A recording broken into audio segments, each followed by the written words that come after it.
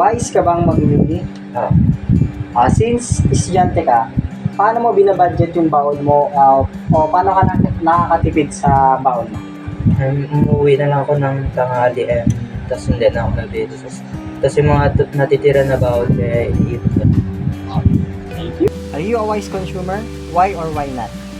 Yes, I'm a wise consumer, especially when it comes to goods. Say for example, when checking the expiration dates of the goods, so I'm not disturbed anymore to return it back to the stores. Not only in the goods, we do it. I'm also a wise consumer when it comes to bills. Say for example, our electric bills. We need to consume it wiser and we need to conserve energy, not also helping ourselves but also helping the nature. So learn to conserve energy. So you are considering yourself as a wise consumer in a way that I can use the excess budget for the other necessities. thank you. Do you consider yourself as a wise consumer? Oo naman, kasi may mga kina-consider ako pag bumibili ako ng product. For example, yung quality, check ko muna kung matibay ba siya o may sira, gano'n. Tsaka kung sa pagkain naman, check ko muna kung matagal ba bago mag-expire o malapit na mag-expire. Tsaka check ko rin kung malinis to. And kino-consider ko din yung price kasi alam mo naman ngayon, mataas yung mga bilihin. And ganyan. You consider yourself as a wise consumer in a way that? In a way that mas inuuna ko yung needs ko kaysa sa wants ko. Thank you. Hi, hello. Ano po pangalan niyo? JJ Hernandez po. Are you a wise consumer? Yes. Bakit nasabi na wise consumer? Pag kasi ako yung bumibili, tinitignan ko yung quality at saka yung price. Kung maganda yung quality at price at tugma sila sa isa't isa, bibilhin ko yung lahat. It means tinitignan mo yung mga labels or yung expiration date kapag bumibili ka.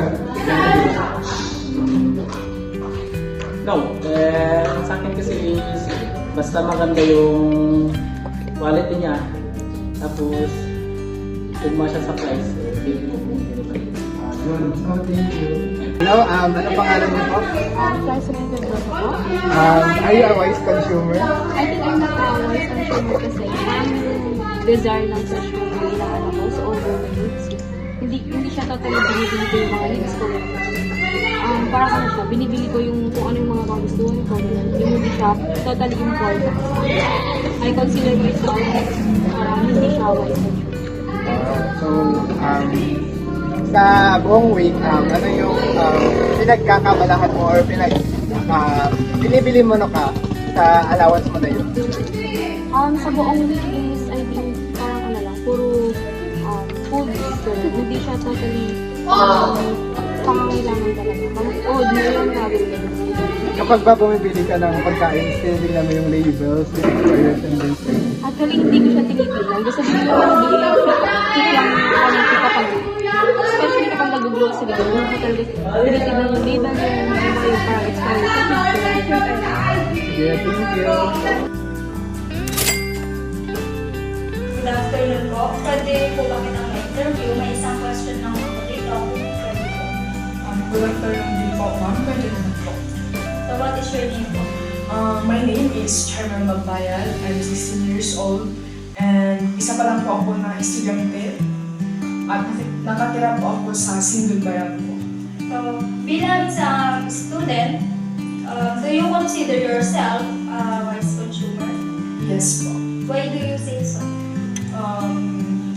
Kino-consider ko po yung sarili ko as a student na wise consumer po. Kasi sa panahon po ngayon, ay talaga naman yung mga bilihin po natin ay tumataas na or nagbabahan na po talaga yung mga bilihin natin sa ngayon. So, in that situation po, ay kailangan po natin maging wise na consumer. So, ano po yung mga way na ginagawa niyo para po hindi ma-short yung budget? Yung mga ginagawa ko pong way or mga kailangan po mga kailangan dapat na gawin kong way para po hindi ma-short yung budget ko, ay talaga namang tinitignan ko muna kung pasok ba sa budget ko yung binibili ko. And also, especially, yung mga expiration date. Tinitignan ko po na kung pwede pa po na hindi pa po expired. So, okay pa na bilhin ko. And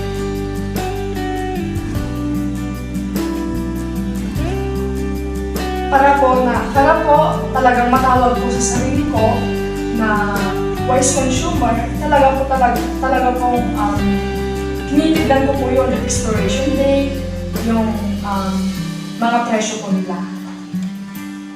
And additionally, yung mga needs or wants ko, lalo na yung mga magulang ko po ay nasa ibang bansa, ay kailangan ko po talagang tignan yung budget ko po, yung mga needs. Pero hindi naman kailangan na kapag needs mo na ay talagang bilhin mo na, hindi naman po sa ganun. Tinitignan ko po muna kung pasok pa sa budget ko. Yung wants naman ay kung kailangan na hindi mo na bilhin, hindi po muna bilhin para po hindi po nakakaya sa mga magulang ko, hindi po sila naghihirap doon.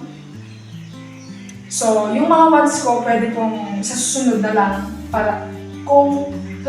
lang po pag may budget na po.